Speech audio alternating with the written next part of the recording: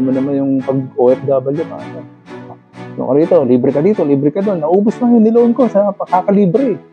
Sabi, nauna yung yabang ko eh. Totoo eh, diba? Marami sa ating ganyan. Ay, galing ako abroad. Feeling mo, taas mo rin, diba? No. Totoo yan eh. Kapag ganyan, nalilift up yung ano natin, status ng isang tao kapag nag-abroad. Automatic yan. Feeling mo, ang taas mo kapag ano. Kahit sino guilty dyan, kahit ako. Parang lagi kang proud na abroad ka. Ako nga, lagi, ewan ko, automatic, nababanggit ko. Kunwari, kahit sa restaurant lang. Ay, hindi ko alam, wala akong ano eh. Galing kasi ako Dubai, kahapon lang eh. Good afternoon, Coach Louie. Good afternoon, Coach RD. Okay. Next topic, Coach Louie, what's our next topic? Usapan natin ng OFW. Okay, mga challenges of OFWs. Ano ba yung mga pinagdadaanan and how to overcome the challenges, diba? Magbigay na rin tayo ng mga, according sa mga experiences natin, kung paano ba tayo nag-survive, diba? Sa pagiging OFW, diba? So, huwag na natin pahabain itong ating introduction. Simulan na natin to. Mga kababayan, kwentuhan tayo. Okay, Coach Louie, so, tanongin kita, Coach Louie, ilang taon ka na bang OFW? Matagal-tagal na, 19 years. 19 years? Ako naman, grabe, matanda pa sa panganay na anak ko, Coach Louie. Matagal diba? Na, grabe. 19 years, imagine that, si Coach Louie nasa dito sa Dubai for 19 years. Ako, since 2016, so 8 years? 8 years, no? 8 years na rin, Coach Louie. Matanda-tanda na rin ako bago ako nag-abroad eh, na nabigyan ng clearance para mag-abroad ng aking may bahay. So, pero si Coach Louie naman, before, he was with his family. Oo, diba? Nandito dati yung family nandito. ko. Kailan sila for siguro mga Pilipinas for good? 6 years ago lang. 6 years ago. So, parang gano'n. 6 years pa lang si Coach Louie na living alone. Parang gano'n. Ako naman, yan, ever since, living alone. Years, diba? Yan ang mga challenges. Dami nating pinagdadaanan dito. Diba, Coach Louie? Diba, maraming mga OFW na daming challenges and daming mga pinagdadaan ng rito, problema, di ba? So, isa-isahin natin lahat yan, Coach Louie. Ma-share natin yung mga share natin yung mga personal experience natin. Nag-survive, paano ba tayo nag-survive ng ganung katagal, di ba? Na intact pa rin tayo, di ba? So, mga ilan na ba ang OFW ngayon, Coach Louie, according to statistics? Sa way back 2022, nasa 2.2 million more than 2.2 million all over the world yung documented. Diba? So, napakahalagang topic ito. 2.2 million, Imagine, diba? Ganun karami ang mga, tsaka ang daming beneficyo nito, Coach Louie, sa government natin. Sa economy ng Philippines. Kaya nga ang tawag sa atin sa mga, diba? Mga heroes. Bagong bayani. Bagong bayani. Ang tawag sa mga OFW dahil na lang ang ating mga contribution sa government natin. Kasi nga, sabi nga, pag hindi nagpadala ang mga Pilipino sa Pilipinas ng isang buwan, kasi mag-collapse ang ating ekonomiya. Laki ng kalugihan ng ating government, di ba? Sa mga remittance natin, di ba? Ang daming benepisyo ng government, ng ekonomiya natin. Kaya ganun kahalaga na maging intact din tayo. Na health-wise, emotionally, physically, spiritually, family-wise, diba? Kailangan medyo intact tayo. Yung pinaka-importante siguro doon, Coach RG, yung maging intact yung family natin. Kasi, alam mo, ito yung talagang kinakaharap ng ating mga kababayan. One of the major problems. Major problem. Diba? Pag-usapan na natin yung mga statistics niya, diba? So, diretso na tayo. Coach Louie, ano ba yung mga challenges sa tingin mo sa'yo? Ano ba yung mga naging challenges? Living alone? Number 1, homesickness. Homesickness. Lahat tayo pinagdadaanan yan. Kahit ako, every time I go back home or every time na bumabalik ako rito, ramdam ko na naman. Homesick talaga. Homesick na naman ako. Bakit ba ako bumalik dito? Di ba? Homesick. O nga naman, di ba? One point in your life, kasama mo sila, tapos biglang, para lang, di ba, yung pinakamalaking sacrifice, Coach Louie, para lang mabigyan sila ng magandang buhay, you have to live away from their family. Di ba? So, ako nga experience ko before, talaga pinilit namin na to stay together. Tagal ko bago, magpo-40 na ako, nag-abroad ako. 39 years old ako, nag-abroad ako. Talagang tagal sa Manila, nag-work ako ng Manila for 14 years Sa Maynila, ang tagal, di ba? Pinipilit namin, stay together, ganyan. Is it worth it? Bandang huli, pagod na pagod ka na, ganun na rin. Kumbaga, may mga sideline ako dito, ganun na rin, hindi ko na rin sila nakikita. Parang Family ko. naka-abroad ka rin, parang nag-abroad ka Oo, na may rin. mga time na nakikitulog ako sa Manila Pen. Kasi sobrang pagod talaga. Imagine 6 na umaga, nagpipiti na ako. PT, okay. Pagdating ng alas 12, kain. Alas 2, pasok ulit, Manila Pen. Alas 10, out. Tapos magdadrive ako from Makati to Cavite. Traffic, hanggang 2 hours. Alas 12, Grabe, nakakatulog-tulog na ako sa daan. So might as well, nakikitulog na lang ako sa Manila Pen. Para hindi ako madisgrasya sa daan. Yun ang pinaka-excuse ko. Kaya yung doon nag-decide ng wife ko na, sige na nga, mag-abroad ka na nga. Sabi niya, gano'n na rin, nakikitulog ka na rin. Sabi niya, Parang naka-abroad kasi na rin. oo, so yun, doon ako na sumuko na. Tapos talaga nung sa una, homesick ako. Alam mo ba, may mga nakakausap ako na office mate ko sa Manila Pen hanggang ngayon. Sabi ko sa kanila, ini-encourage ko sila. Yung isa kong kumpare. Alam mo, yung tumatak sa isip ko yung sinabi niya sa akin.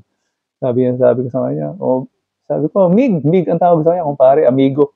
Mig, ba't di ka na lang mag-abroad din? Sabi ko, gano'n, sumunod ka na kaya dito? Sabi ko, gano'n. Sabi niya, alam mo, Mig, hindi ako kasing tapang mo eh. Diba? Yung mga gano'n salita. Totoo po yun. It takes courage. Oo, It totoo. takes lots of courage para iwanan ng pamilya at mag-work abroad. Diba? Kung hindi ka matapang, hindi ka magsusurvive. Imagine mo, mag-isa ka. Harapin mo yung ano mo, di ba? Buhay mo mag-isa. Wala yung mga kasangga mo, wala yung pamilya mo. So yun. Yun ang challenge ng pagiging homesick. Kailangan matapang ka. May kakilala nga ako before, Coach Louie. Talagang sa sobrang homesick. Nakasama ko rin sa Manila Pen. Nag-abroad daw siya. Talagang sa sobrang homesick, hindi daw siya kumain. Gusto na niyang mamatay. Kasi inuwi na siya. Nasa Saudi daw siya noon. Inuwi na siya ng government kasi Philippine government kasi talagang nagpapakamatay na siya. Gusto na niyang mamatay daw, kaya hindi daw siya kumain ng ilang araw, ganyan, parang dahil sa sobrang homesick ko. So, mentally weak siya. Weak. So, yun yung mga taong hindi bagay na mag-abroad, di ba? Hindi bagay sa pag-abroad. So, homesick ang unang challenge na haharapin niyo po rito. Kung hindi kayo matapang, huwag niyo nang gawin. Di ba? Okay, ano pa ibang challenges, Coach Louie? Next na pag-usapan natin challenge. Relationship. Family relationship. Sa pinaka-biggest challenge, di ba, Coach Louie? Di ba, very important ang communication, di ba, sa relationship, di ba? So, regardless kung asawa ba yan, relationship sa asawa or sa anak, or sa very important yung communication eh. Yung, di ba, yung closeness, di ba? Wala sa atin lahat yung mga yan, medyo tayo dyan. So, ano ba yung mga nagiging challenges dito sa mo, Coach Louie? Sa mga na-experience mo? Ayun, na-experience ko yung relationship ngayon kasi mga katuwiran na homesick na. So, itong mga kababayan natin na nakakamit ng mga kaibigan. Yung kwento mo, di ko makalimutan. Diba? Dati mo kwento yung sa hotel. Sa hotel. Yung kwento mo. Dumating, umiiyak-iyak. Na homesick yung pamilya niya. May anak siya, iniwan niya. So, after 3 days, nilulutuan naman itong chef na Pinoy. Hatid sundo. Inaamo-amo. Bandang huli, naging sila na. Actually, dyan sumikat ang mga seaman, di ba, Coach Louie, before? Yung sabi nila, seaman, pag nasa barko ka, lalo pag babae ka, at risk ka dyan sa mga seaman na yan, talagang Kasi, di ba, ang pinaka-excuse nila is homesickness. Di ba? Kailangan gawin ko to dahil malungkot ako. Yun nagiging excuse, di ba, Coach Louie? So, yan, tama. Malaking challenge yan. Ang taas ng percentage ng hiwalayan. Oo. Sabi ko nga dati sa mga episode na maraming sinirang pamilyang Pilipino ang pag-abroad. Tama. Lalo na yung mga nagtatrabaho sa hotel. Siguro, paano ba natin masusolusyonan yan, Coach Louie, sa tingin mo? Sa akin, siguro, importante, yung... Paano mo na-survive, ikaw, personally? Unang-una, yung may takot ka sa Diyos.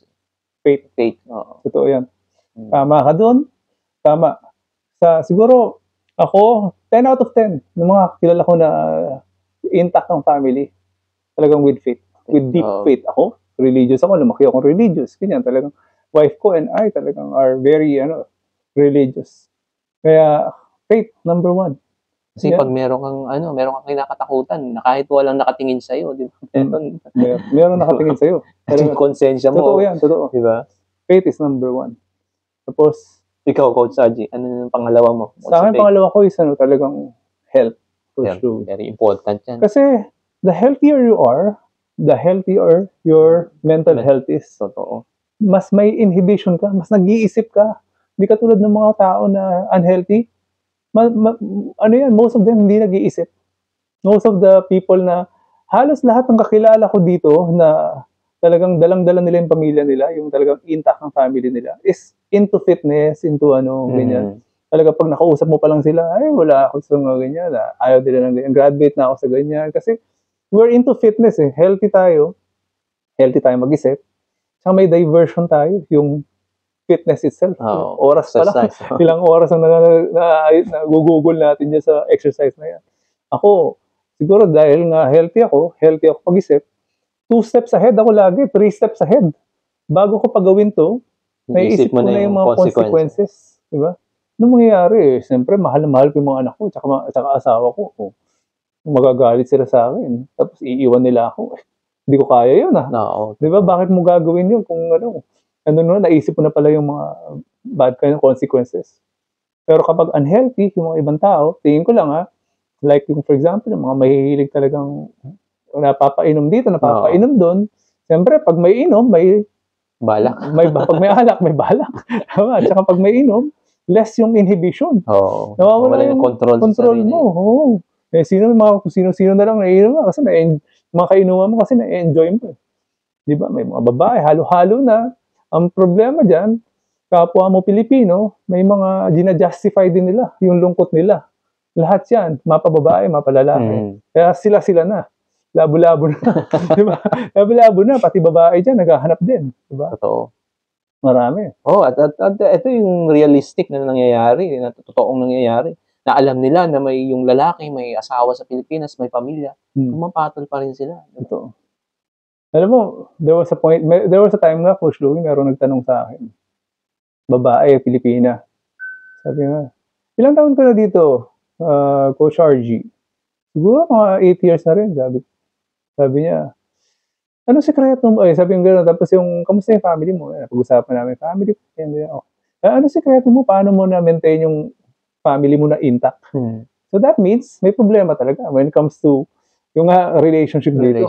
Majority daw kasi ng mga tao, ng mga couples dito, naghihiwalay talaga lahat. Halos lahat. Majority. Sabi, ano sikreto mo? Sabi ko, ako kasi napakataas ang sense of responsibility ko. Yun ang sigurong isa sa sikreto ko. Kumbaga,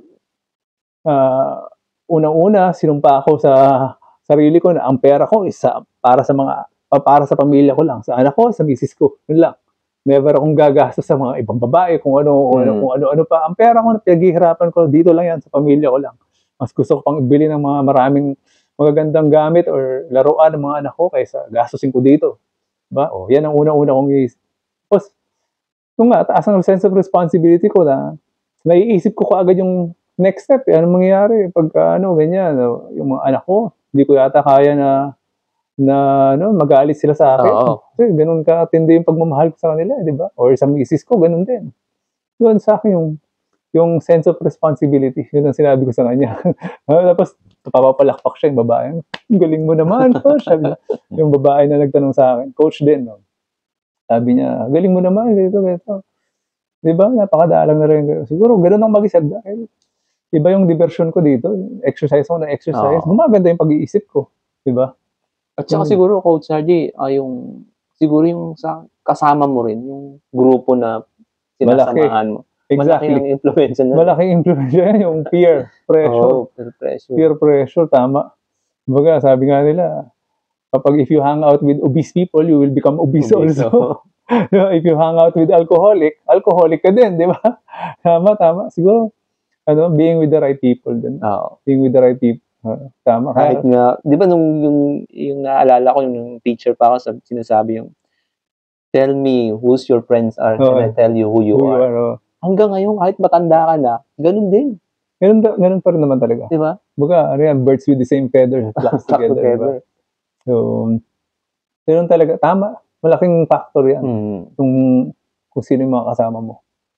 So, yun. Saka, tawag dito, ano ba yung mga iba pang ginawa natin na para sa akin yung yung diversions din eh. Kailangan maghanap ka talaga ng paraan para libangin yung sarili mo. Ako, I would rather be as productive as I can be. Dami kong free time, especially nung freelance na. Diba? Dami kong free time. Yung mga iba nag-iisip ng pag maraming free time, napapaisip ng masama eh. Ako might as well mag-aral. Kaya ano bang ginagawa ko? Puro aral dito, basa doon, nood dito ng podcast. Tapos tayo, itong ginagawa natin, it takes also time. So little time, so much to do. Oo, totoo. Kung tutuusin, ubos ang oras ko. Kahit na dalawa lang ang client ko sa maghapon, kulang pa. Dahil sa dami ng gusto kong gawin. Bisyo ko rin manood ng mga movies. Mas gusto ko pa yung nanonood ako kaysa tumalabas ako or mag-gitara. Ang dami pwedeng gawin. Skills, diba? Develop yourself. Invest on yourself, diba? Totoo. Saka sabi nga nila, yung pinakamagandang ngayon, practice for success is yung skill stacking. Sabi nila, yung magdagdag ng skills mo. Totoo. Kasi kapag magaling ka dun sa mismong area mo, sabi nila, it's still hard to succeed. Kapag wala ka daw sa top 5% dun sa area mo, mahihirapan ka dahil sa taas ng kompetisyon. So your only way to succeed is to skill stack. So, marami kang alam. Kumbaga, jack of all trades ka. Diba? Tama? Okay, kung gusto kong mag-aaral ng ganito, okay, mag-aaral ako nito, mag-aaral ako ng editing. Marunong na ako mag-video editing, marunong na ako mag-ganyan. Tapos, ito magandang course to. Ikaw, ganyan ka rin, Coach Louie, diba? Si Coach Louie nga pala is hindi lang trainer, hindi lang coach siya, nagmamassage pa. Ang daming diba? Sports therapist pa siya, diba? Ang daming mga kumikita kabuhayan. Totoo yan. Kaya para pag umuwi tayo, meron tayong edge. Kasi dami nating alam. Di ba? Marami tayong skills. Indispensable ka. The more na magiging indispensable ka kapag marami kang skills, di ba? Ako, ganun. Kapag may oras na extra, kaysa mag-isip ka na mag-aaral ka. Importante talaga yung diversion mo. Oo. Make it productive. Be as productive as you can. Ako yan, ang lagi ko sinasabi na sa sarili ko, yung so little time, so much to do. Akala mo, naiinip ka, bored ka na sa isang, akala mo lang yun. Hindi ka magharap ng gawin dyan, gagawin dyan na productive. Ang daming pwedeng gawin, daming masarap pwedeng gawin. Minsan, hindi ko na nga nagagalaw yung gitara ko dahil sa sobrang busy. dami ko pang, ayan, itong mga aral-aral natin, di ba? Ang dami nating natutunan recently. Dahil dito sa ating project na to, na podcast. Di ba? So much to do. Yan, just be as productive as you can. Dapat positive ang natin. So, ano pa ba ang mga challenges na pwede nating Coach Louie? May masasabi ka pa ba about sa relationship? Relationship, di ba? Yan yung pinaka-importante kasi, Coach Haji, yung sa relationship nung puntahan lang natin yung mag-asawa, di ba? Yung nagkakaroon ng stress. Kasi tayo nagkakaroon ng stress dito, yung asawa din natin sa Pilipinas, stress din sila. Kaya dapat importante yung meron kayong communication din. Hindi nawawala. Saka yung yung pag-uwi-uwi natin. Gawin natin siya regular, di ba? Dapat kapag nandun, bumawi ka sa pamilya mo. Ako, pag umuwi ako talaga, punong-puno ng pagmamahal talaga. Sa mga anak, kala mo, hindi kami naghiwalay eh. Mga anak ko talagang, talagang, sobrang yan, pati sa misis ko, talagang sobrang sweet lahat, sobrang punong-puno ng pagmamahal, make memories, kahit na lang talaga, saglit ka lang sa Pilipinas, talagang napasaya mo sila ng araw-araw, oras-oras, napasaya mo sila. So yun yung yung communication, tapos isa pa siguro dapat din nating pagtuunan din ng pansin yung yung madalas pinag-aawayan yung pera. Napaka yan eh. So, dapat talagang pag-usapan ng maigi ng mag-asawa.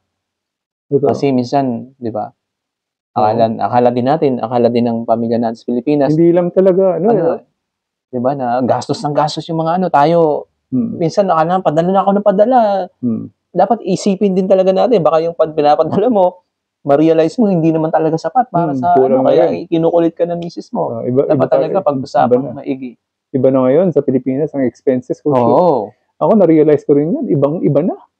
Kumbaga dati, 100,000, sapat na. Ngayon, kulang eh. Oo. Kulang. Taas na yung expenses natin. Sobrang taas na. Naku, yung eskwelahan, kumbaga, hindi mo na talaga, na maki-question yung gastos nila.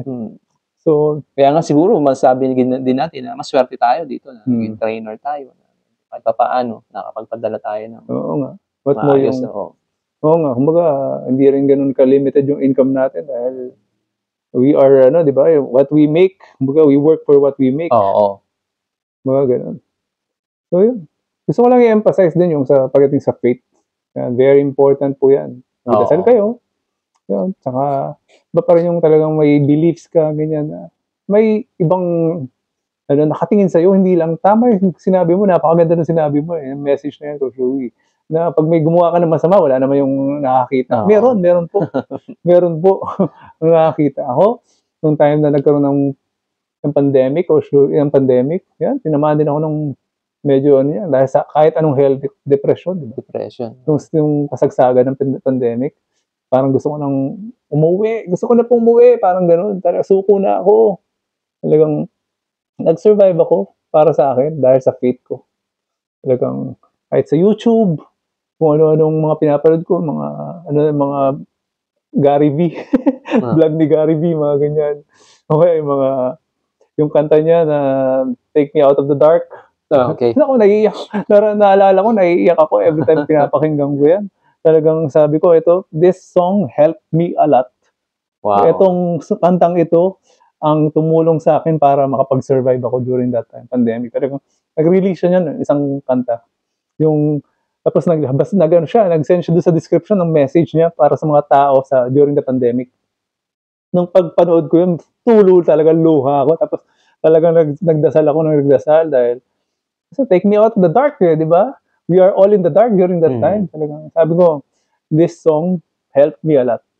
Every time I hear it, talagang naluluha-luha pa rin ako. Wow. So yung faith is very important po. Kung gusto nyong maging intact as a person, as a family, very important. Kaya yung sinabi mo na yan, Coach Louie, faith, ha? Number 1 sa akin yan, number 1. At ito pa, Coach Sargent, may mga observation. Ito yung isa sa mga client ko, observation niya.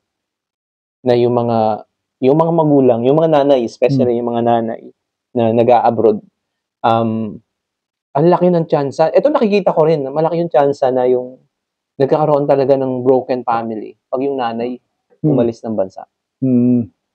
Na yung mga anak nila napapariwara.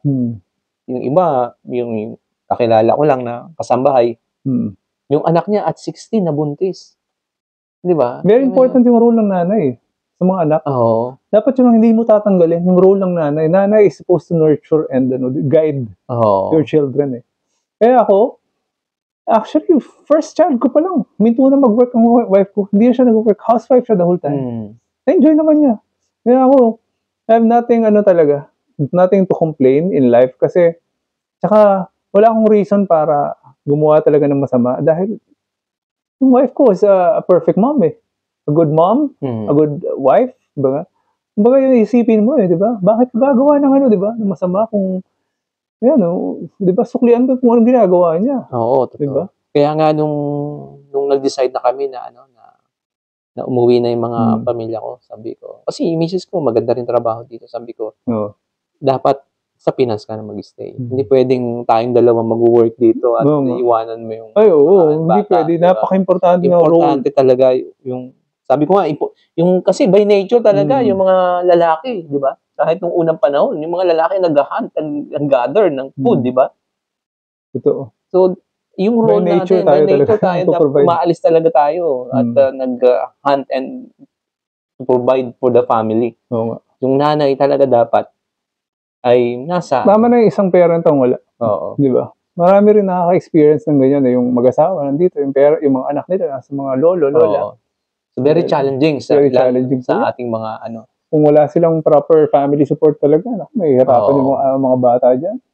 Ako, I'm still happy that my children are growing up na okay sila dahil nandiyan yung wife ko to guide them, diba? So, tama. Pero yung parehas na nanay na nandirito, so ako, based on my observation, yung opinion ko lang, dapat mag-decide kayo na dapat yung Actually, nanay mo. Maganda yung point mo, Coach Louie. Ang relationship challenges is hindi lang sa mag-asawa. Pati sa mga anak. Pamilya. Yung buong pamilya talaga, di ba? Pati sa mga anak, di ba? Merong nga movie, yung anak. Yun, nakakaiyak yun. Nakakaiyak, di ba? Si Vilma, tsaka si ano.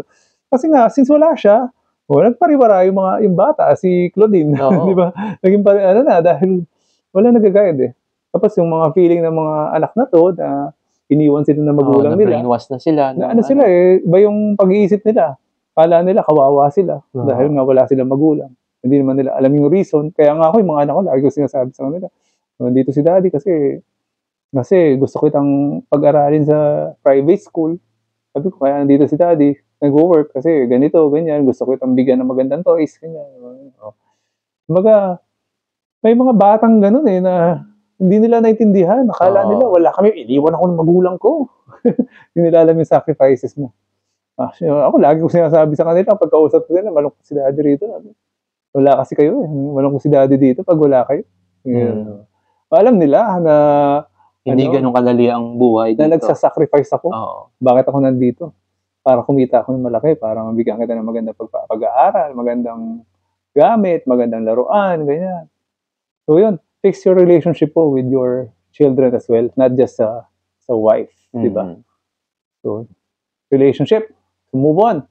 Next challenge ng mga OFWs, siguro, pwede rin yung mga discriminations. Yan. Pag-usapan na rin natin yan. Nakaranas ka ba ng discrimination dito, Oshui? Dito, hindi naman, hindi gaano. Hindi gaano, di ba? Swerte yung mga Pilipino, hindi masyado, no? Dito, hindi gaano. Ang mga na-discriminate dito, medyo yung mga ibang lahi. Ibang lahi, kasi nga, dito, kilala yung mga Pilipino, magaling sa service, educated.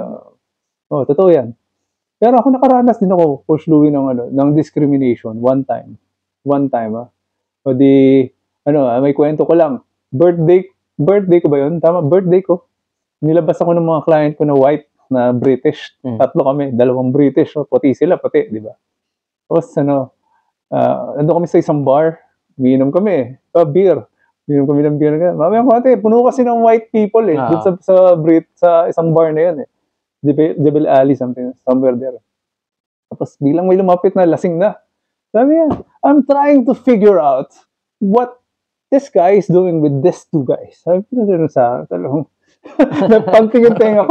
Siyempre, nakainom na rin ako. Talagang Tapos mamaya konti, na lang, parang kinalma. Nilayo na lang nung kaibigan ko, yung client ko, nilayo na lang niya. Sabi ko, tapos mamaya konti, lapit pa rin ang lapit. Ganyan, sabi niya gano'n, you must be a bodyguard because you have a body of a bodyguard. Sabi niya gano'n. You're damn right. Sabi ko sa kanya. Tapos sabi ko, so what's your move? What's your finishing move? Mga ganun-ganun pa sa akin. Sabi ko, neck crank. You want a neck crank? Talagang, biyada ako na sa biro, pero, di ba, naranasan ko rin yung ganun. O nga naman, Asian with 2 white British white guys, di ba? So, talagang hindi mo maiwasan at meron talagang mga ganung situation. Nagpakakalma na lang ako. Diba? I'm trying to figure out what is this guy doing with these 2 guys? Sabi naman. Kasing na di ba?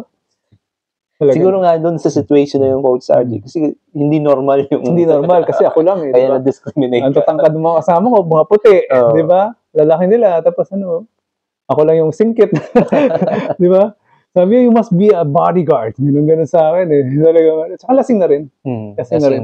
Saka marami, yan pa rin ang hindi mo talaga matatanggal. Marami pa rin talagang hindi mo matatanggal na problema yung racism din. Ako, sobrang anti-racist talagang. I hate mga ganyan tao na yung they base everything in the color of their skin, di ba?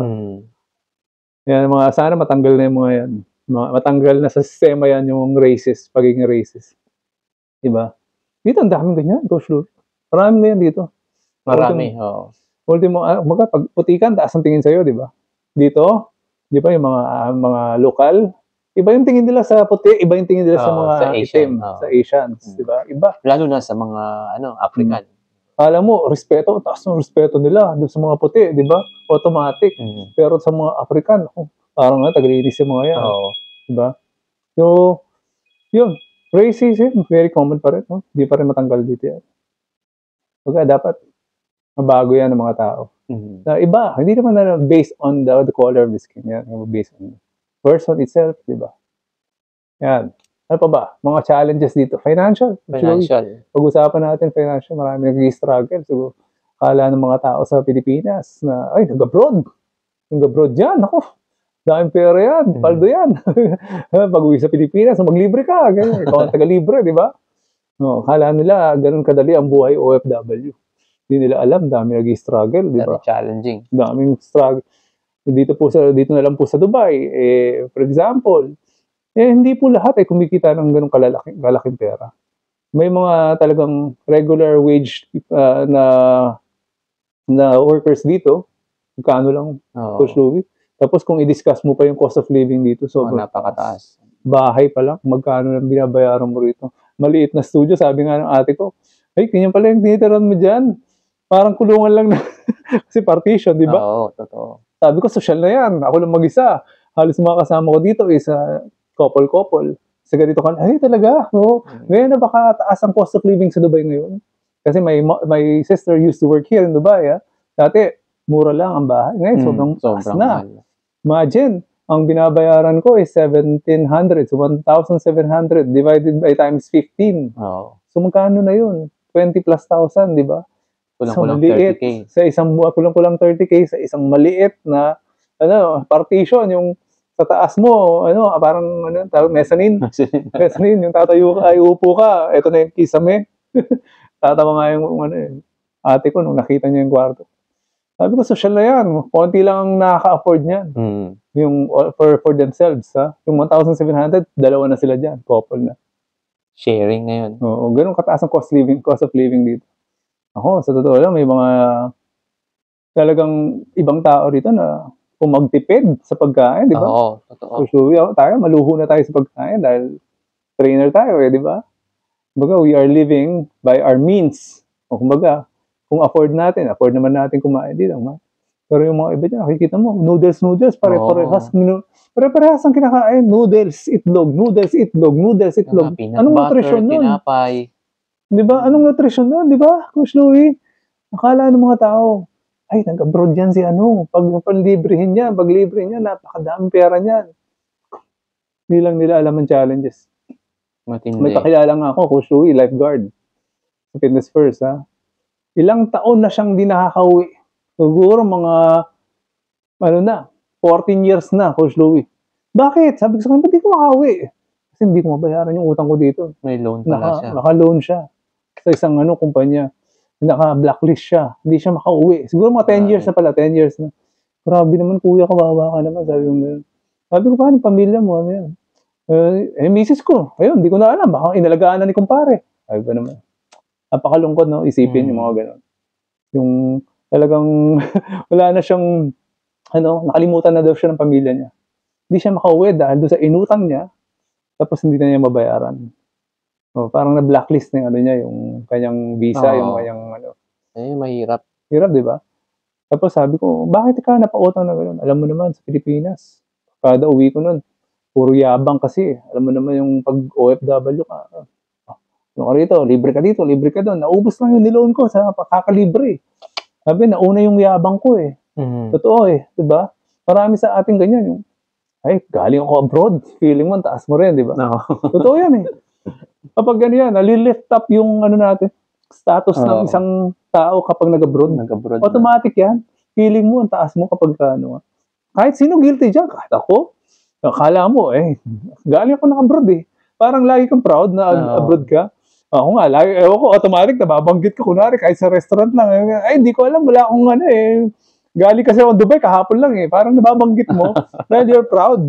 You're proud of being an OFW na abroad ka galing, di ba? Baga napapayabang ka, di ba?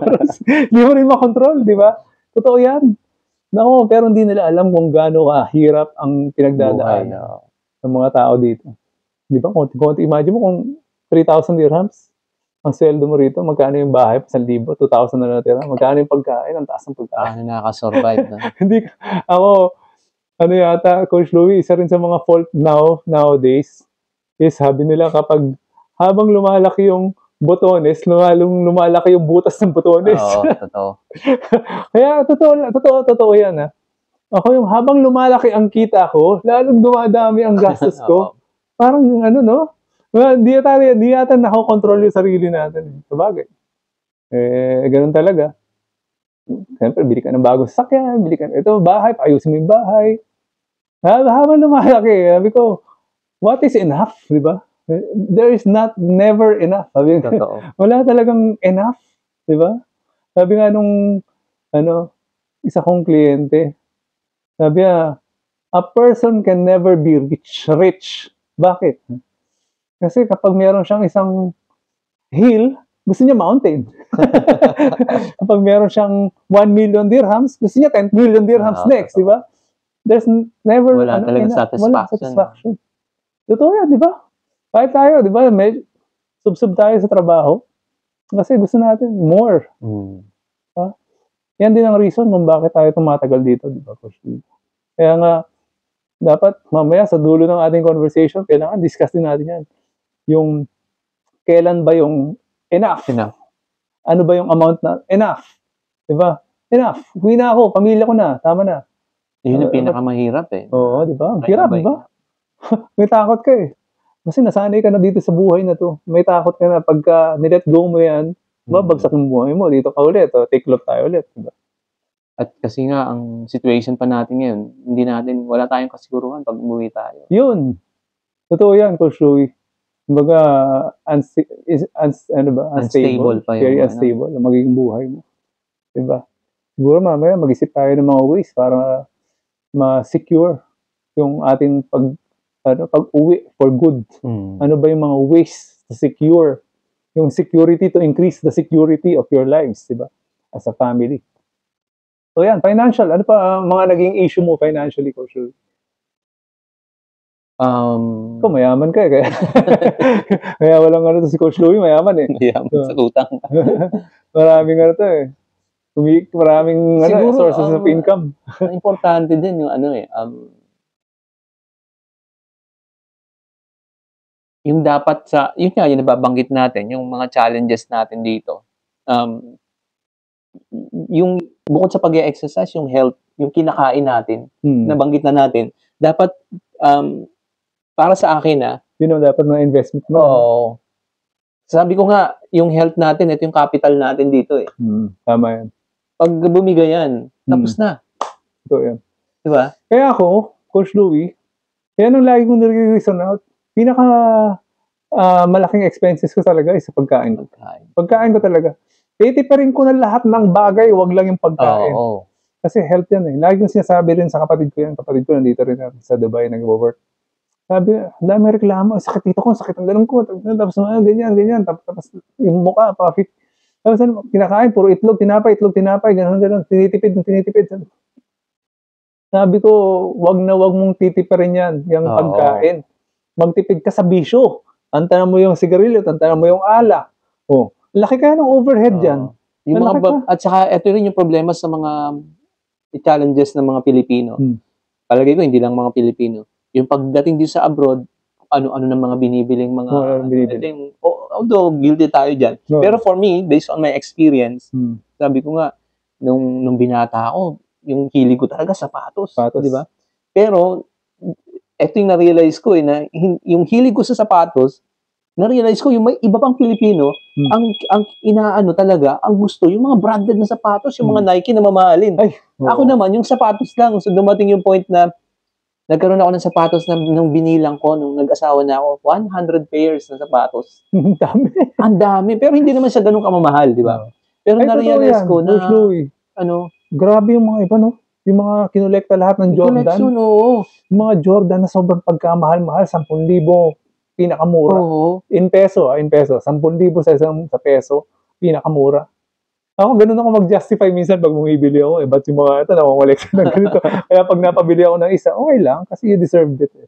You worked for it. Coach Louie, ano pa ba yung mga iba nating mga challenges? Aside from relationship, financial, homesickness, diba? Ano pa ba yung mga pinagdadaan natin, diba? Ay, yung maging racism, diba? Yung discrimination, diba? siguro mga yung sa health, yan, dapat. health din, di ba? Very important din. Tama. Yan yung, sabi ko nga, yung pagkain natin, dapat yan ang, huwag natin tinitipid.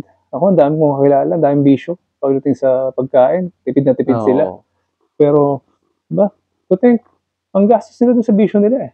Sa totoo lang ako, napakagastos sa pagkain. Pero doon lang. Yun lang, Coach Louie.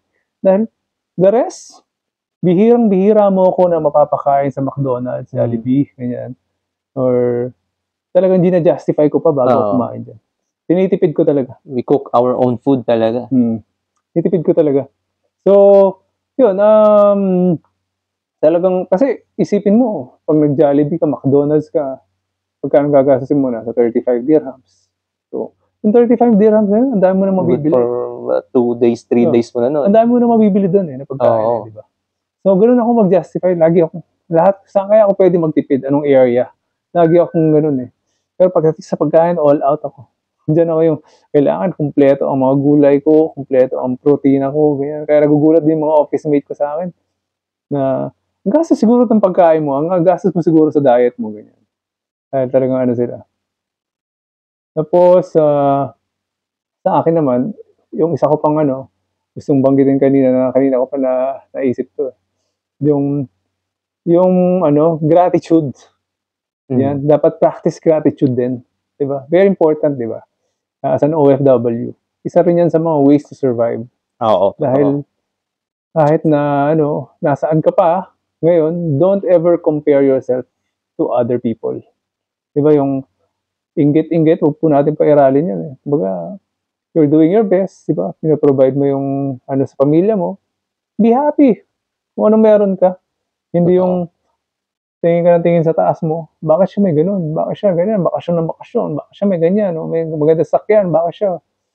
So, dapat be grateful lagi for what you have, di ba? Yan, practice gratitude. That's very important tool. Yan, para ma-survive mo yung pagiging OFW mo rin. Na isipin mo rin na, di ba, kung paano ko nakarating dito, isipin mo, di ba, kung babalikan natin kung yung pag-a-apply sa Pilipinas, di ba, gaano kahirap. Sabi ko nga noon, nung 1 year ako bago ako natawagan ng hotel, sabi ko noon, hindi na ako babalik. Sa hirap ng pinagdaanan ko. Sa hirap ng pinagdaanan mo, hindi na ako babalik sa Pilipinas. Siguro during those time, kasi siyempre, yung mo yan, emotional ka na. So, dumating ka pala sa point na yan, Coach Louie. Oo, na ayaw mo na talaga dahil puro corruption, ang problema, napakahirap sa Pilipinas. Pero in the end, realize mo, siyempre, pag nagkakaedad ka na, realize mo na, babalik ka pa rin. Sabi ka ni Gary, babalik ka rin. Oo nga. Namang layo ang narating mo, di ba? Oo nga. Ako naman, baliktad naman. I was doing okay nung nasa Pilipinas. Magandang trabaho ko. Marami akong sideline. Yan. Talagang kuratso ko nun Talagang may time na nagtatrabaho ko 7 days a week Meron pa nga akong isang volleyball team na naging conditioning coach ako. Summertime. Talagang lahat pinasok ko. Talagang raketero ako noong time na yun. Coach Louie, maayos na yung income ko. Kaso talagang, it still wasn't enough. Di ba yan din ang magiging challenges natin sa Pilipinas Talagang kung gusto mo ng upgrade kung regular employee ka lang kailangan maging regular employee ka sa ibang bansa. Totoo. Di ba? Yan ang magiging tukso talaga ng pagiging OFW. Dahil feeling mo nakapagtrabaho ko sa ibang bansa, upgraded ako. Upgraded ang features ko. Di ba? Ganun yan Totoo naman. Dahil yung kinikita ko dito, hindi naman biro. Para sa kinikita ko sa Pilipinas, malakas na ako kumita ron, pero dito naman kaya ako nakapunta ng bahay, nakapunta ng sasakyan, di ba? Maayos pag-aaral ng anak ko, yung mga 2 special children ko na itataguyod ko. Dahil kahit anong gastos nila, kaya ko pa rin. Dahil nandito ako. Yun lang, ang taas ng standards. Ito na tayo ngayon. Ang hirap ngayon umalis sa standard na to. Ang hirap i-maintain. Yan ang mahirap i-maintain.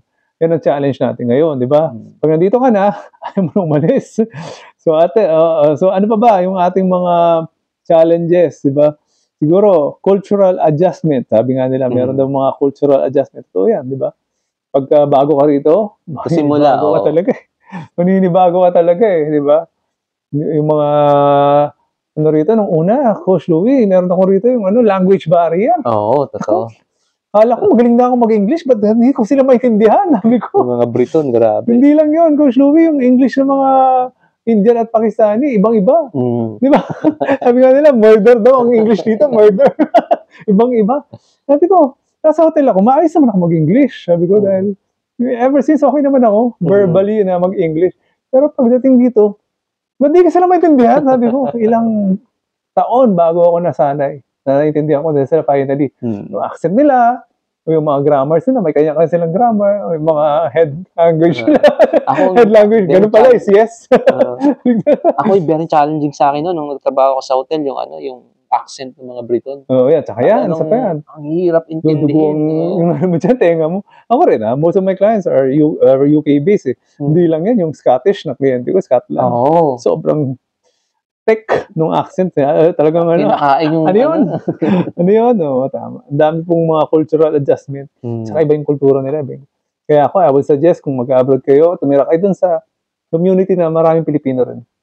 Mahirap din ako, nasubukan ko rin yung, di ba, fitness first, no?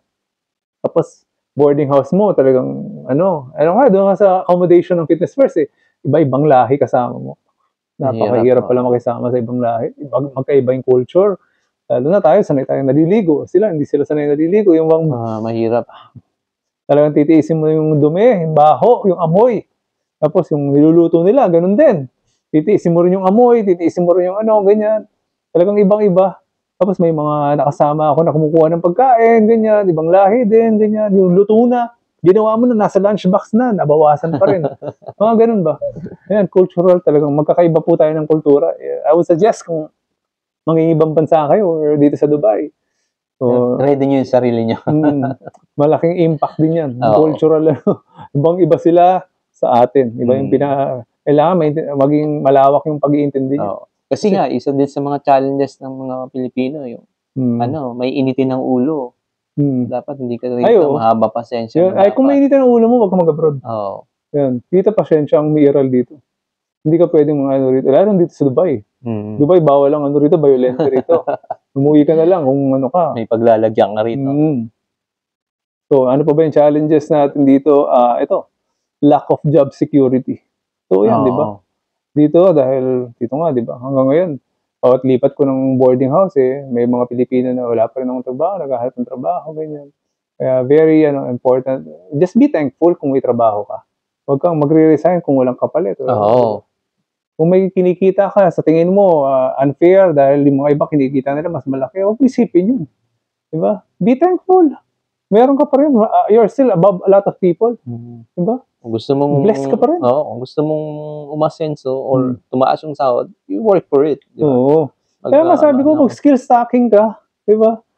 Kapag marami kang alam, marami kang talagang, pag marami kang credentials, ganyan. Mas bibili pang tao marami kang alam dito. Ako hindi pwedeng isa lang. Bilib na bilib din ako sa ate ko. Ate ko is architect.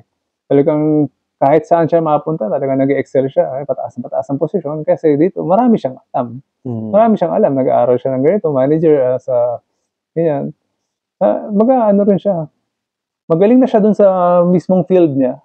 Nagdagdag pa siya. Yun ang pinaka-importante, Coach RG, sa mga kababayan nating OFW. Kung gusto nyo ma-upgrade yung status nyo sa trabaho, dapat mag-aral. Ito problema sa atin dito kasi konti lang. Hindi ko lang alam pero ito yung na-obserbahan ko, konti sa mga Pilipino yung mahilig mag-aral, nadagdagan pa yung kaalaman. Ikaw, yata isa sa mga nakita ko na ganyan, na talagang si Coach Louie, lahat ng kurso, tinitake niyan. Ultimong pagmamasahe. So, dapat, sa mga Pilipino, siguro ako, sa tagal ko na rin, siguro yung mai-share ko lang na may advice ko, o kahit hindi naman ako hinihinga ng advice, may share ko lang, dapat, mag-aral kayo. Mag-stock kayo. Kasi, lalo na yung mga international certificate yung kailangan. Yun yung ginagawa ng mga ibang lahi. Kaya sa'yo, di ba, Coach Louie, ginasusan mo yan. Oo. Ginasusan mo talaga. Ultimo yung breathing meditation mo, magkakaroon ginasusan mo, dollars, di ba? So, yan, si Coach Louie, mahilig yan sa mga kurso-kurso. Kaya, basta open yan sa mga ganyan. Magkano yan? Sige, tara, aral, game.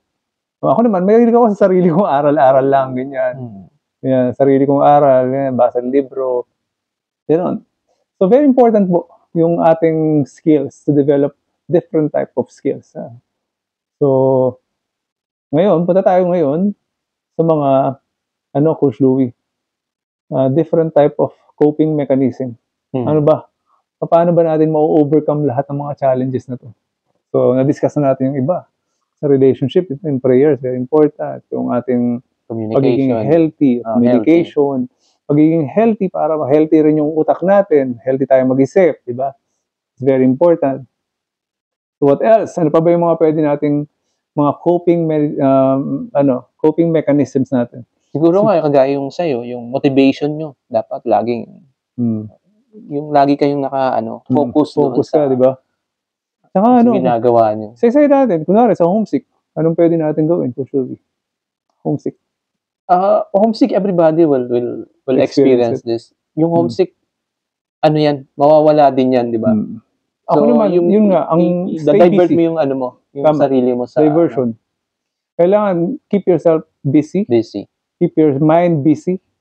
Tapos, be as productive as you can. Huwag kang yung paper mill lang sa isang corner na wala kang doon ka na homesick, ikaw sa kaya ka ma-homesick. Sayang yung oras kasi wala kang ginagawa. Wala kang busy ka. Wala yung homesick na yan. Wala yung homesick na yan. Tsaka oras yata ang pinaka-mahal para sa akin na commodity. Na pwede mong bilhin. Ang mahal ng oras, Yan, hindi pwedeng sinasayang yan. Mas mahal pa yan sa kahit kung ano-ano. Kaya ako, pag may sabi ko, pagka wala akong ginagawa, isip talaga ako na pwedeng gawin. Sayang oras, Sayang oras. Yan, dapat ganyan yung magiging mindset nyo. Dapat mag-isip kayo lagi ng gagawin. Yung productive, Hindi yung kukuha ka na cellphone at magiging kang Mobile Legend ka. Maghapon, sasayang mo oras mo. Ano yung product nun? Wala. Ayun nga. Minsan hindi ko rin siguro may mga addiction. Pero minsan iniisip actually, ko. Actually, hindi natin sila masisi. Ako rin nagdaan din ako sa ganyan. Addict din ako sa mga ganyan. Wasting your time, di ba? Pero na-realize ko bandang huli, it's a big waste of time. Dinilit ko lahat yung mga sa cellphone ko. Mga games na yan. Yan, sa homesick, yan, diversion. Hanap po kayo ng diversion. Kahit music, basta something positive, something make yourself productive. Busy. Yan, sa homesickness. So, financially, siguro, live in your own means. Huwag kayong kagaya sa iba. Na porket meron siya, meron ka din. Hindi, magkakaiba naman tayo ng, ng buhay at sources of income. Live within your means. Totoo. Yung mga iba kasi, alam mo, makapag-shopping, ganito, ganyan, di ba? Abroad ako, kailangan, naka-Jordan ako. Pag pauwi ako ng Pilipinas, dapat forma ako, di ba? Live within your means, dapat. Very important yan. Yun nga, alam mo, Coach Sally, may share ko lang, yun yung na-realize ko dati. Siyempre, Pilipino, pag medyo kumikita, papabili ka ng mga ganito ng mga, Nung na-realize, nung nag-pandemic, all these things are useless. Hindi siya magagamit, di ba? Ang gandang lesson, ito yung mga sapatos mo, bili ka rito ng kung ano-ano sapatos, meron ka ng sapatos, and in the end, isang pares lang naman yung paa mo, di ba? Isang pares lang pala ginagamit mo the whole time, di ba? Totoo yan. Ako yan, yung mga sayang. Lagi ako mapanghinayang ako Kaya pag meron akong mga, tulad ngayon, kung may 5 pairs of shoes ako, tama na yan, matagal na yan. Tapos ang lahat ginagamit ko, I make sure na na-rotate ko siya properly. Kasi yung isa, nabublock na lang dyan na useless, sayang. Totoo. Binili mo yan Pati damit, ganyan, kailangan na-rotate ko rin na maayos. So, yun. Financially, live within your means. Saka hindi kayo dapat. Magtipid din. Importante. Saka pag umuwi kayo, it's not, di ba, prerequisite na maglibre. Hindi naman kailangan, di ba, magpa-impress. Pamilya nyo lang impress nyo, tama. Di ba? Hindi yung buong barangay. Mamungutang ka para lang, di ba, maglibre ng buong, magpainom ng buong barangay. Pa-birthday dito, pa-birthday doon. Hindi po kailangan yan. So, family nyo, ako nga, sabi ko, sinumpa ako sarili ko, ang pera ko para sa mga anak ko lang at saka sa asawa ko. Siyempre, sa pamilya, o yung nanay ko, saka di ba? Yun lang. Wala nang iba. Hindi ko kailangan na pa-impress dito, pa-impress doon. Kaya siguro naiwas din ako sa mga ganyan, mga tokso. Diba? Ayoko kuripot ako. Pagdating sa mga ganyan, kuripot ako sa ganyan, Coach Louie, kunwari, mga babae, ganyan. Hindi mo ako pwedeng paglibrehin ng ganyan para ma-impress siya sa akin. Hindi pwede. Na ano, "Oy, Coach RG, libre ka naman." Wala, hindi ubra sa akin yan. Bahala ka sa buhay mo. Hindi ba? Totoo yan. Kuripot ako sa ganyan. Ang pera ko, sa pera ko. Minsan, kung gusto mo mag-treat na inom, ganyan, sige, okay. Pero yung para sa babae na magpapakit sa'yo, tapos ano, never umubra sa akin yan. So, ano pa ba yung mga coping mechanisms natin, Coach Louie? Sa ano naman tayo? Ano pa ba yung mga challenges natin kanina? Financial, relationship, health. Ayan, sa health. Yan. Coping mechanism. Stay as healthy as you can. Kasi the healthier you are, the healthier your mental health is, the less anxiety, the less depression, the less homesickness, the less hindi ka maliligaw sa ibang yun. Isa pa yun. Yung risk mo is lower. Risk of maligaw ng landas, lesser, di ba? Kasi mas tama ka mag-isip. Mas clear ka mag-isip. Alam mo na yung susunod na mangyayari bago mo pa gawin ito. Isang bagay na to. Stay as healthy as you can. Pagkain, tapos pati sa exercise, mag-exercise kayo. Yan. Yan ang mga coping mechanism. Marami akong kakilala ngayon, Pilipino. Sure.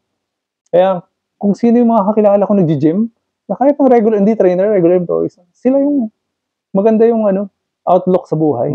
Totoo. Sila yung, ay, lipas na ako sa ganyan, yung pamilya ko, ganito. Ganun sila magsalita. Parang tayo. Ganun tayo magsalita. Kasi tayo, dahil siguro within, we are healthy. Diba? Kaya, yan, exercise is a very important thing for us na OFWs. Sa tingin ko lang kaya pag-iwas ng mga processed food, sabi mo kasi nakakasira ng microbiome ko, di ba? Yung mga microbiome mo, sila na pala yung nagsasuggest na magbabae ka. Sila na pala, yung kakainom mo, nasira na yung microbiome mo. So, ang nagsasuggest pala sa'yo na yung mga bad bacteria na pala ng katawan mo. Yung sabi nga niya, di ba, wala nang free will, 80% lang ang free will. So, may mental disorders ka na pala, hindi mo alam. Dahil sa mga kinakain mo. So, ano pa ba? Coach Louie, may ma-add ka pa ba sa mga coping? Yung mga may sasuggest mo pa, personally, according to your experience, paano ka hindi ma-homesick? Yun, dapat kung kaya naman, magbakasyon.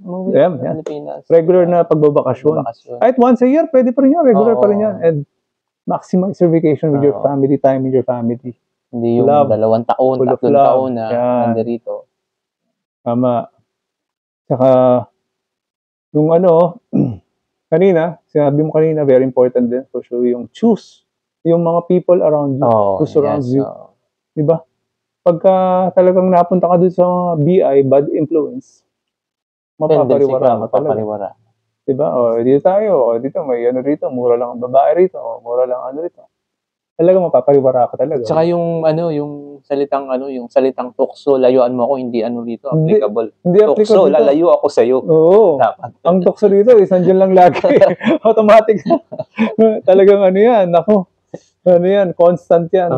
Ang tukso, laging nandiyan. So, tukso, lalayo ako sa iyo. Lalayo ako sa iyo. Yun ang totoo, tama. Yun ang dapat na i-practice. Totoo yan. So, surround yourself with people who will influence you in the right path. Di ba? Towards the right path. So, itong ginagawa natin, Coach Louie, itong ating pagpa-podcast, di ba napakagandang way to spend time kaysa yung mainip ka. Dahil sa isa't isa, tayong dalawa, ang dami na natin natutunan sa isa't isa. Di ba? Baga na-develop na natin yung ating sariling personality. Di ba? We are, masasabi natin, better people, better persons already sa atin, sa bawat isa, dahil sa dami na natutunan natin recently, di ba? Dami na natin natutunan. So, we're doing good, di ba? We're sharing it with other people. So, maganda yung ating purpose, di ba? To share informations, not just information, experiences, di ba? Happy experiences. So, tawag dito, pag-usapan natin naman yung, Coach Louie, pag-uwi, Pilipinas, yung for good. Ito yung very challenging sa atin. Oo nga. Kailan ba ang balak mo muwi for good? Ano ba ang yung goal, Coach Louie? Until when? Naka 19 years ka na. Siguro, until you retire, 60 years old? Ganun ba? You're 50 ngayon, di ba? 50 na ako. 10 more years Sabi ko nga dati, nung nasa 45 ako, 5 years na lang. No? Ngayon, 5 years Tapos na. inabot tayo ng pandemic, no? Tapos, kumbaga, back to zero. Kumbaga, ulitan uli. Diba? So, ako, hindi ko masabi yung kasi so far, I enjoy what I'm doing. So, ako, very lucky, nakaka-uwi tayo at 3 to 4 times a year or twice a year. So, mabisita natin yung family dito. Konti lang yung mga kagawa niyan. Oo. So, at least, diba? Anytime, kung gusto mong umuwi. Ako nga, 1 month eh. Kumbaga, sa isang buwan, sa isang taon, 10 months lang ako trabaho. Oo, diba? So, ako siguro, hindi ko pa rin masabi kung, kasi kumikita pa naman, diba? Malakas pa naman, diba? So, ako siguro, kung tatanungin natin, yung, kailan ba yung dapat na umuwi ka na? Ano ba yung sapat? Para makauwi ka na? Ano ba yung, diba? Isipin mo lahat yan, diba? So, security-wise, yan ang pinaka-challenge natin eh. Oo. Pag uwi natin ng Pilipinas, ano bang mangyayari? Yun talaga ang iniisip natin. Ano bang gagawin natin sa Pilipinas, diba? Ano bang mangyayari kung, kung regular employee ka rito, tapos pagdating mo ron, medyo may edad ka na, 50 plus ka na. Ano pang trabaho mapapasukan mo, di ba? Mapapasukan mo. Wala, ano ka na, overage ka na. Overage ka na, kahit na mukha tayong bata. Pero overage na. At pag uwi ka, yung competition, di ba? Meron akong dating boss from Manila Pen, RG, sabi sa akin, merong opening, dito, meron kaming, guest dito, sabi sa akin, ng manager namin dati. Guest dito, tatayo ng gym sa US. Baka gusto mong apply? Sabi ba naman sa akin. Sabi ko, sarado rin naman. Sorry, yung pangalan. Sarado naman. Sabi ko, magbaback to zero na naman ako from the beginning. Sabi ko, trainer. Sabi ko, trainer ulit. Di ba? Parang nakakalimutan mo yata na mas matanda ako sa'yo. Parang gusto ko sabihin sa kanya yun na nasa edad kong ito. Pag papamasukan mo ko as trainer ulit, di ba? Di ba? At this point in time, ang iniisip ko yung time with my family, retirement. Oo, retirement. Ako siguro, Coach Louie, to tell you honestly, siguro, max of 2 years 2 years. Gusto ko na talaga rin mag-settle sa Pilipinas Dahil, yung it's about, just weighing your, yung mga ano ba importante sa'yo, mas mga importance, ganyan. Sa akin ngayon, talaga, time with my family. Ito yung pinaka-importante dahil I have 2 special children. So, ang dami ko ng plano na naiisip, hindi ko magawa, ma-execute. Yung plano ko sa mga anak ko na ako magte-therapy sa kanila, magte-train sa kanila, ayusin ko yung behavior nila through lifestyle changes, ganyan. Dahil sa dami na natutunan ko, gusto ko i-apply sa kanila, hindi ko ma-apply.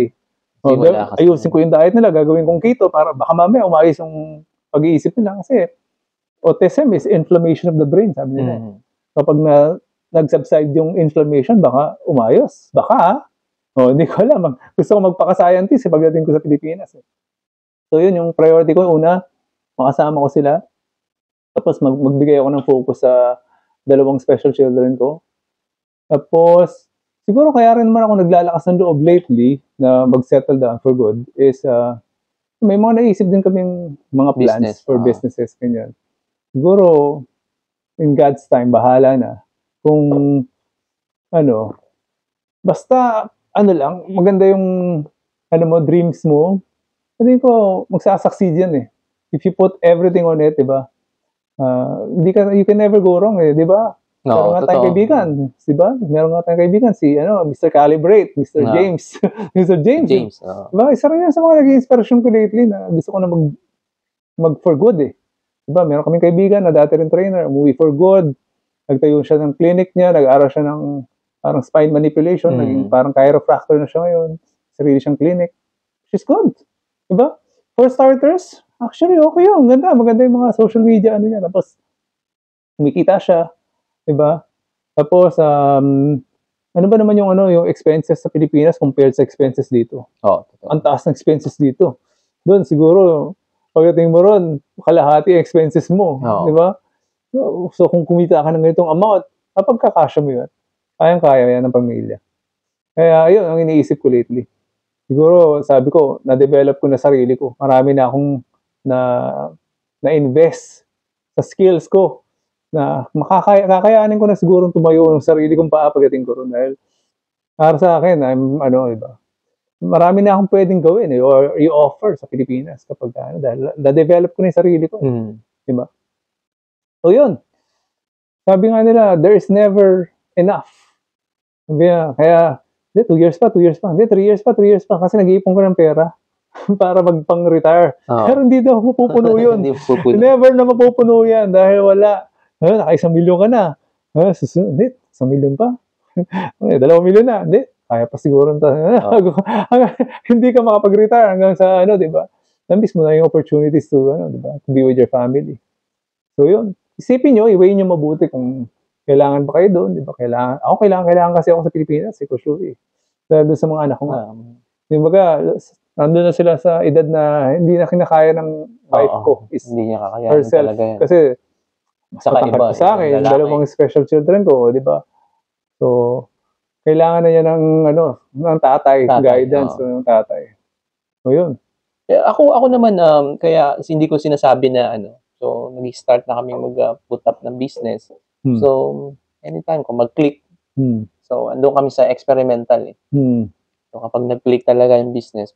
Saka talaga, Coach Louie, ang pag-uwi sa Pilipinas at pag-isip ng bagong adventure is a leap of faith. Oo, totoo. Kailangan mo ng matinding leap of faith dyan. Tiwala lang, kaya yan. Di ba? Kasi dito, kumikita ka ng certain amount, okay, di ba? Okay. Para bitawan mo to at para maging pinaka-challenging, di ba? Yan ang pinaka dyan. Leap of faith talaga yan. Kaya dapat mag-iisip ka na lang dyan kung i-weigh mo talaga. I-weigh mo talaga. Ay, masaya-masaya ako nung kasama ko yung pamilya ko. Okay, dito ako. I-weigh mo talaga. Tsaka, by the grace of God, kaya yan. Gagawa ko tong business to, itong iniisip ko na to. Yan, tapos dasal, maraming dasal. Tapos, yun, magtipid din. Pagdating doon, siyempre, ibang-iba na yung kinikita mo sa kinikita mo rito. So, gano'n. Saka dapat talaga, pagplanuhang maigi. Pagplanuhan mabuti. Mahirap kasi pag, yung kinakatakot ko kasi naman, yung bigla ako magde-decide na umuwi. And then, tapos babalik uli ako. Yun yung ayaw kong mangyari sa... marami rin nangyayari ganyan. Marami kasi nangyayari. Dapat pag nag-decide ka is final. Final decision talaga. And you have to do, you double time, di ba? Ito, very big challenge din to. Push to itong pag-uwi. Ano kaya to sa tingin mo? Anong suggestion na pwede mong i-suggest para maging mas smooth yung flow ng pag-uwi ng mga OFW? Sa government, siguro dapat may government support. Dapat yung support ng government, importante. Alam mo yung sa atin kasi, para sa akin yung SSS, hindi siya, hindi siya sapat. Dapat yung government mag-create ng something new na yung kahit every month na regular na hinuhulugan. Kasi yung SSS napakaliit tapos hindi pa hindi siya ganun ka. Dapat yung government natin magkaroon ng mandatory na walang choice yung mga OFW na kundi maghulog kasi para sa inyo to ba when you retire. Na hindi pwedeng kasi ayaw ko niyan kasi ganito. Extra. Dapat meron tayong support ng government na halimbawa maghulog ka for example ng yung accumulate yung ini-invest mo tumataas.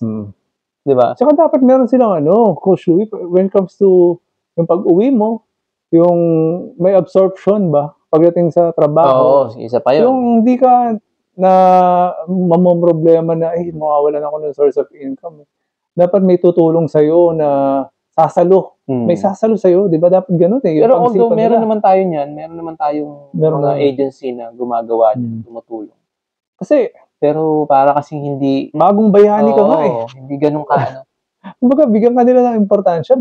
Ilang taon mo silang binigyan ng magandang di ba, benefits ang government dahil sa kakapadala mo ng pera. Pero so dapat pag uwi mo, hindi yung tapos na yung pagiging bayani mo, wala na, tapos. Dapat meron ka rin kahit paano. Pension mo, no? Kasi kahit paano may reward. Alam mo, Coach RG, ako regular ako naguhulog sa SSS. Merong mga ibang mga kababayan natin, hindi sila naguhulog ng SSS. Diba? Dapat regular, importante yun. Diba? So, kaya nga sabi ko, dapat gawing mandatory. Na iisama yun para wala tayong choice kundi maghulog tayo para sa natin. Kasi, pero still not enough, Coach Louie. Oo nga, pagdating natin dito sa Dubai, sabi ko nga, lumaki na yung butas ng butones natin. Baga, yung mga bata, pinag-aaral mo sa mga private school, pagkamahal-mahal na ng mga private school ngayon, iba na yung cost of living natin. Iba na talaga, iba na. Paano mo masusustain yun kung uuwi ka, di ba? Yan ang pinakamalaking challenge sa ating OFW. Parang, wala na, hindi na yata ako magre-retiro hanggang 70 kung pwede, trabaho ka eh. So, sana hindi gano'n. Sana magkaroon ng pamamaraan paano tayo mai-absorb. Kasi para maiwasan na yung pagkasira ng mga pamilya. Kumbaga tama na yung may time limit, 10 taon, tama na. Dapat ganyan. Alam mo, Coach RG, hindi pinag-uusapan natin dito. Kumbaga, nandirito tayo sa UAE. Pero mas more yung mga nasa US. Di ba, nakakauwi sila kasi napakamahal ng pamasahe nila ron. Nasa $7,000 yata. Yeah. Ito yan. O 7,000 dirhams, I mean. Kahit na yung mga nasa, UK, ganyan. Di ba? Canada. So, napakahirap din naman bago makauwi. Maswerte pa tayo dito. Nasa Middle East tayo. Oo. Maswerte pa tayo dito. Maganda rin ang weather, ganyan. Tsaka medyo masaya yung environment. Dami rin nadidepress sa Canada. Dahil nga yung weather, depressing. Oo. Diba? Sa UK, ganun din. Madalang silang sikatan ng araw dun eh. Diba? Sobrang lamig. Madalang silang sikatan ng araw. Kaya walang vitamin D. Wala. Masyadong gloomy. Gloomy. Malungkot. Ang dami daw nagsasuffer sa depression dyan. Kaya tayo mas okay pa rin na dito tayo sa environment na dito. Diba? So, ayun. Ganun lang. Kaya kung uwi kayo, dapat 100% ng decision nyo. Tapos, planado, ayusin nyo mabuti kung ano mas importante sa inyo. Ito, or ganyan. Meron bang sasalo sa inyo doon? Business, either trabaho. Yan. Yung isa kong kaibigan dito na trainer, diba? Umuwi siya before. Naging manager siya sa isang malaking gym. Tapos bumalik. Bumalik siya dito sa after ng pandemic. Diba? Yan yung sinasabi mo, yung ayaw kong mangyari sa akin na... si Chris, ang sinasabi ko, si Chris, yan.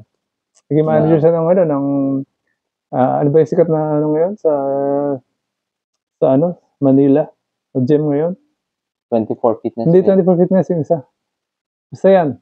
Naging manager na siya doon. Taas din ang offer. Pero, ayun, hindi rin tumagal. Nagkaroon ng pandemya, bumalik din siya dito. Kasi nga, siyempre dito kasi, ang rito, sa pag-abroad, kita mo yung yung greener pasture, di ba? Greener pasture ang mo isip. Ang ayaw ko talaga mangyari na pag nag-for good ako, yung babalik yung isipin mo, shit. Nagko-compare ka ng dapat wala nang ganung comparison na pag umuwi ka. Kung maganda yung plan mo, pwede. Oo, di ba? Kung meron kang plan na talagang it's a talaga, sa tingin mo big decision. Sa tingin mo mag-work, you trust your plan, you trust yourself, your knowledge, your skills. Why not? Kasi as of now, talagang hindi pa rin tayo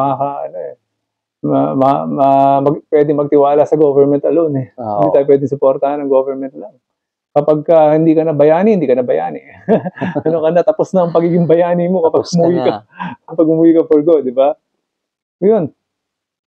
Challenges. Tapos, wala na tayong pwedeng mag-usapan. Ano pa ba pwede So, final message, Coach Louie, sa mga aspiring OFW at sa mga OFW at the moment, ano bang mga final messages natin sa kanila? Ako sa mga sa mga magiging bagong bayani,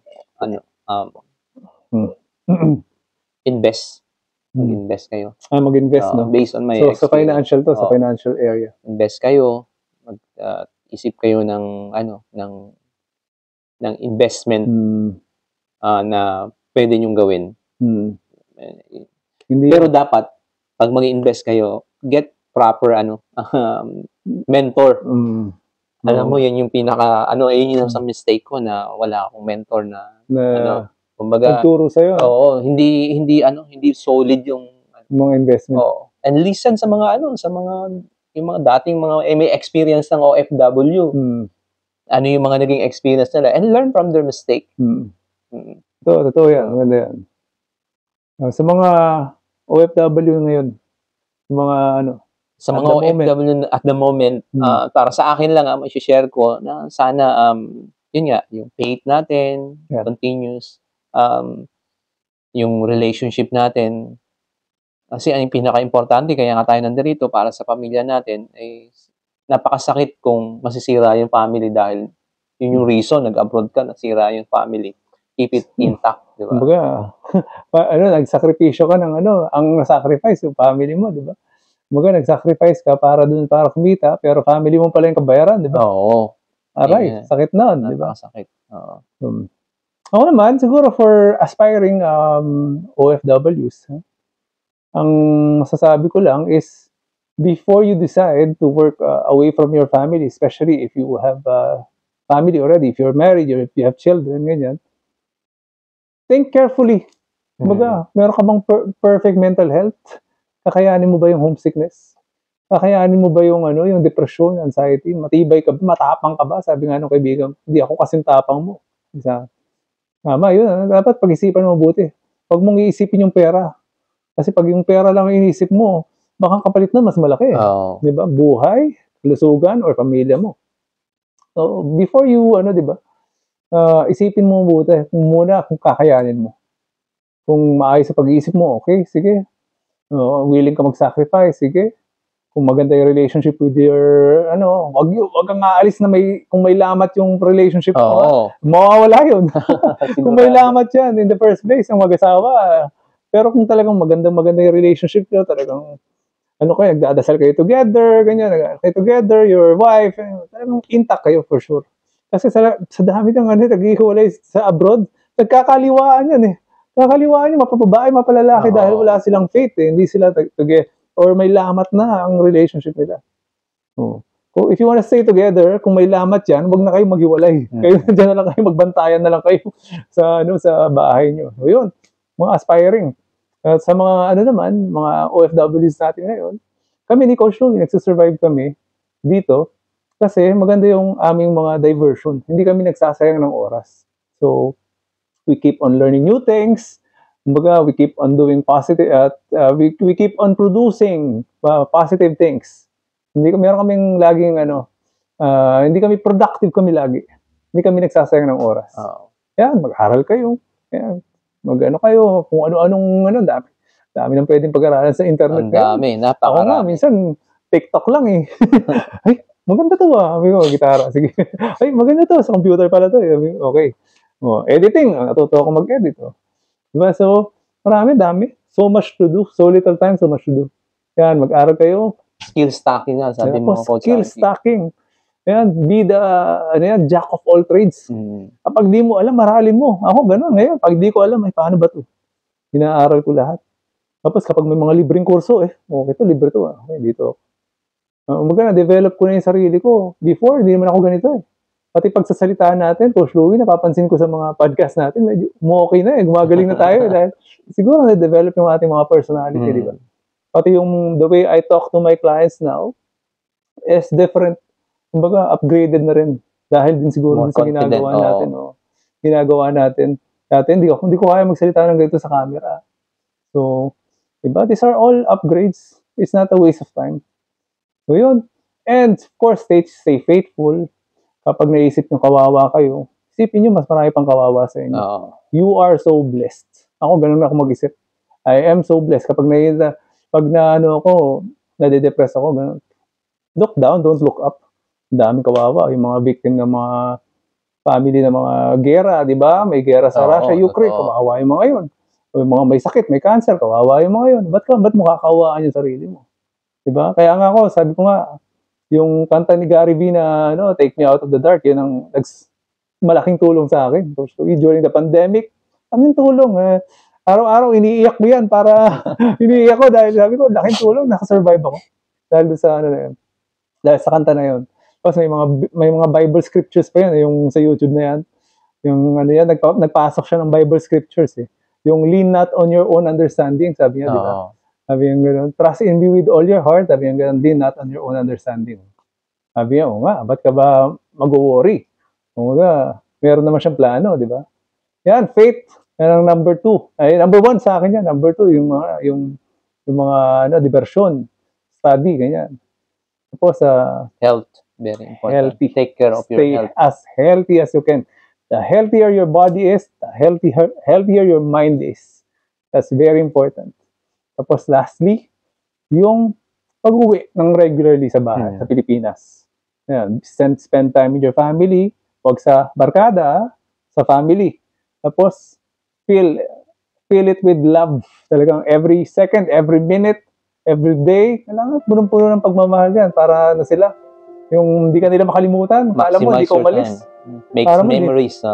Make memories. Kala mo, hindi ka umalis eh. Pag ano eh, pag dumarating ako doon, talagang ano, last na Christmas, nag-Santa Claus pa ako, effort. Sinurprise ko yung mga anak ko.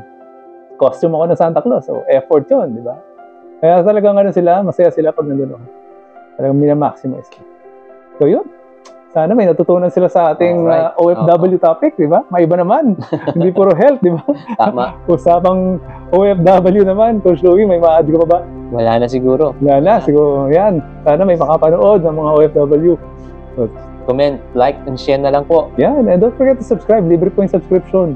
The more na isasuggest po ni YouTube itong ating channel kung maraming magsasubscribe or magla-like ng video. So, that's it. Paalam na tayo. Coach Louie. Bye for now. Bye. Salamat po.